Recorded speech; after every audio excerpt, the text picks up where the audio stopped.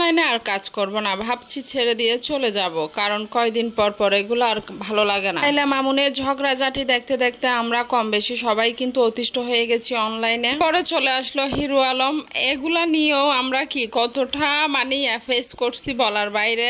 এরপরে সেও গেল, চলে আসলো উদ্যোক্তা আর ব্র্যান্ড প্রমোটার, এদেরও একটু শান্ত করা হয়েছে। একটু শান্ত হইতে না হইতে আবারও চলে আসলো চৌধুরী, রাসেল বাইফার, স্মৃতি, বাপ্পি। আসলে এগুলা বলার জন্য কখনোই প্রস্তুত ছিলাম না, কিন্তু অতিষ্ঠ হয়ে গেছি। আমরা যারা অনলাইনে কাজ করি খুবই বোর ফিল করতেছি। আমরা কে কতটুকু শিখতেছি আর কে কতটুকু দিতেছি, এটাও আমাদের আসলে সবার বলা উচিত। বেশি মনে পড়ে 2021 থেকে 22 এই সময়টা, যখন আমি রান্না বান্না খাওয়া দাওয়া এগুলাই আমার ব্লগে বা আমার লাইভে দেখাইতাম। মানুষ এসে যেন জীবনে অনলাইনে তারা প্রথমেই খাওয়া দাওয়া বা রান্না বান্না দেখছে, এই ছোট বাচ্চাকে পর্যন্ত ছাড়া নাই।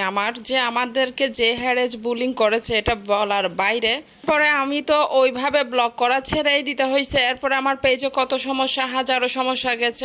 হাজারো সমস্যা পাড়ি দিয়ে আমি একদম বছর থেকে 1.5 বছর গ্যাপেই ছিলাম, ডিপ্রেশনে চলে গেছিলাম। পরবর্তীতে বাচ্চার কথা ভেবে বা বাচ্চা চিন্তা করে আমি আবারও কাম ব্যাক করি এই অনলাইন জগতে এবং ধীরে ধীরে কাজ করতেই থাকি। আমার সবার কাছে একটাই প্রশ্ন, আপনাদের কি এখন খারাপ লাগে না যে একজন হাজব্যান্ড ওয়াইফ এসে যখন অনলাইনে বসে বসে একজনকে নিয়ে একজন ট্রল করে এবং কথা বলে এবং এগুলা নিয়ে একটা অনলাইন জগৎটাকে পুরো একটা ড্রামা বানিয়ে ফেলে। একজন প্রেমিক প্রেমিকা এসে যখন অনলাইনে একদম স্টিল লাইভে থেকে যখন এদিক থেকে তার থার্ড পার্সন বের হয়, আবার একজন ফোর্থ পার্সন বের হয়, দেখা যায় ব্র্যান্ড প্রমোটার আর উদ্যোক্তাদের মধ্যে তবলা বাজানো বা এই সেই এত ধরনের এত খারাপ খারাপ ল্যাঙ্গুয়েজ তারা যে বলে, তখন আপনাদের সমস্যা হয় না? এটা আমার প্রশ্ন। সমস্যাটা শুধু আমার খাওয়া দাওয়াতেই ছিল, আমার লাইভেই ছিল। যেই বাচ্চার জন্য, যে একটা এতিম বাচ্চার জন্য যার কিনা পৃথিবীতে কেউ নেই, তার জন্য আমি এত কষ্ট করেছি। আমি চলে যাই নাই, আমি পরকীয়াও করতে যাই নাই, আবার একটা প্রেমিকাও খুঁজে নিয়ে চলে যাই নাই, প্রেমিকা এনে অনলাইনে ঝগড়া করি নাই, কোনো বিয়ে করে হাজব্যান্ডের সাথে ঝগড়া করে সেগুলো অনলাইনে এনে আমি দেখাই নাই। তাহলে ওই দিন আমাকে কেন এত হ্যারেজ বুলিং করা হয়েছে?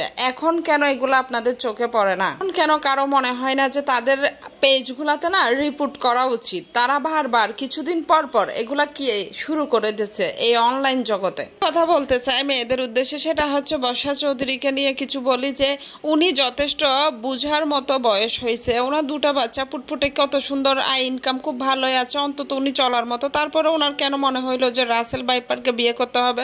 আমি জানি না, মতের সাথে কারো মত নাও মিলতে পারে, তারপরে আমি যেটা আমার মনে হলো সেটাই বললাম। কারণ আবার কেন তার মনে হলো যে তার সাথে তার যাচ্ছে না, এখন এগুলা নিয়ে অনলাইনে লাফালাফি করতে হবে এবং বিচার চাইতে হবে, এই আর কি। একজন তো আছে আপনারা সবাই কম বেশি ছিলেন এবং ফেমাস একজন ব্লগার স্মৃতি, সে আমার ছোটই হবে, আমার বড় হবে না। তাকে নিয়ে আমার ছোট্ট একটা বলা, সেটা হচ্ছে একবার যেহেতু ঠকেছ জীবনে, দ্বিতীয়বার কোথাও পা দেওয়ার সময় 1বার না 2বার না 3বার না 4বার না 100 বার চিন্তা করেই পা দেওয়া উচিত। কারণ আমরা মেয়েরা অনেক অসহায়, আমাদের সুযোগ পেলে সবাই টকাবে, তো ওইটা মাথায় রেখে কিন্তু সেকেন্ড টাইম কাজ করা বা পা দেওয়া ভালো।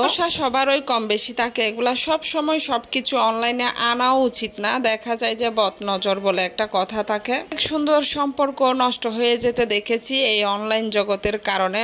এখানে সবাই সব কিছু আসলে পজিটিভলি নেয় না, অনেক সময় নেগেটিভলি নেয়, অনেক সময় জেলাস ফিল করে, অনেক সময় অনেক সংসার ভেঙে দিতেও 1 সেকেন্ড দেরি করে না। যেহেতু অনলাইনে কাজ করি আমাদের অনলাইনে থাকতেই হবে, সো আমাদের পার্সোনাল লাইফের কোনো কিছু অনলাইনে না আনাটাই মনে হয় আমার মতে বেটার।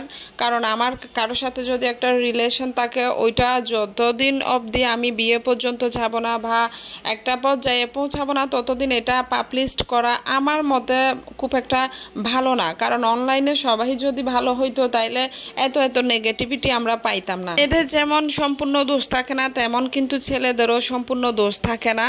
কেউ না বুঝে এক পক্ষ ভিডিওটা নিবেন না, ছেলেরাও কিন্তু অনেক সময় অসহায় হয়ে পড়ে।